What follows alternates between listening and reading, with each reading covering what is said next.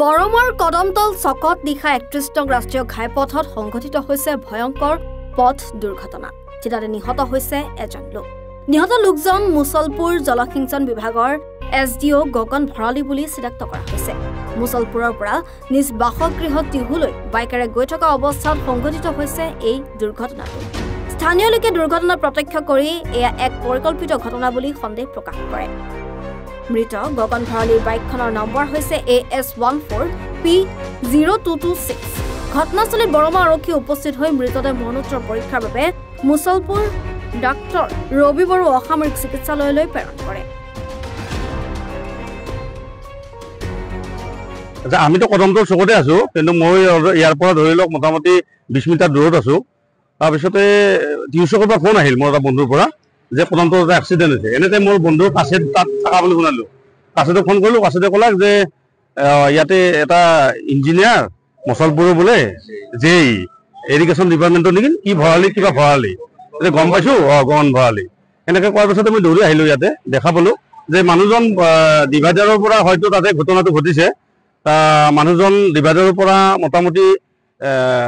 মোটামুটি আপোনাৰ 30 মিটাৰ ডিষ্টেন্সত পৰিছে তাৰপিছত বাইকখন 20 মিটাৰ দূৰত মোটামুটি ডিভাইডাৰৰ পৰা 50 মিটাৰ দূৰত বাইকখন আছে আৰু হেলমেটটো মানে যি ধৰণে আছে আৰু তাৰমানে এনেকুৱা হয় যে মানুহজনক কোনোবাই ঠেলি দিছে আৰু এনেকুৱা হেলমেটটো সুন্দৰভাৱে পৰি আছে প্লাছ যিটো হেডলাইটটো সুন্দৰভাৱে পৰি আছে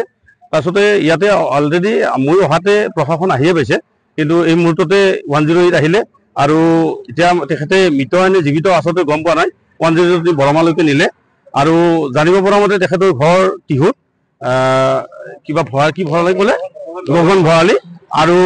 এৰিগেশ্যন ডিপাৰ্টমেণ্টৰ তেখেতে যেই মুছলপুৰত এতিয়াতো এক্সিডেণ্ট কাৰণ কিয় ইয়াতে যিটো গেৰেজ আছে ইয়াৰ গেৰেজৰ ল'ৰা এজনে শব্দ শুনিছে বহুত প্ৰকাণ্ডকে শব্দ আহি মানে ভাত বনাই আছিল বোলে গেৰেজৰ ল'ৰাটো মালিকক ফোন কৰিছে দাদা ইয়াতে বিৰাট শব্দ শুনিছো এনেকে ঠিক সেনেকুৱা ডিষ্ট্ৰিবিউটৰ হৈছে মানে কথাটো হয়তো তেখেতে হয়তো থানাক ফোন কৰিলে বা কোনোবা বন্ধুক ফোন কৰিলে তাৰপিছতে ইয়াতে মানুহ আহিলে আমি বহুত অলপ দেৰিকে আহিছো আচলতে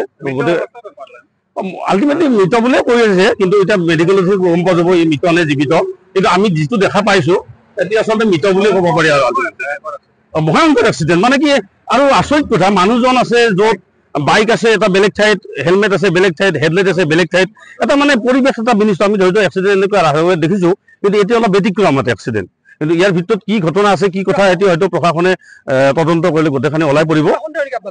সন্দেহ এতিয়া চাওক আমি যিটো ছবি দেখিছো ছবি দেখা পালে ছবিয়ে কথা কয় এটা ছবি মতে এতিয়া যে এটা পৰিকল্পিত যেন লাগে আৰু যদি সঁচাকে ধৰি লওক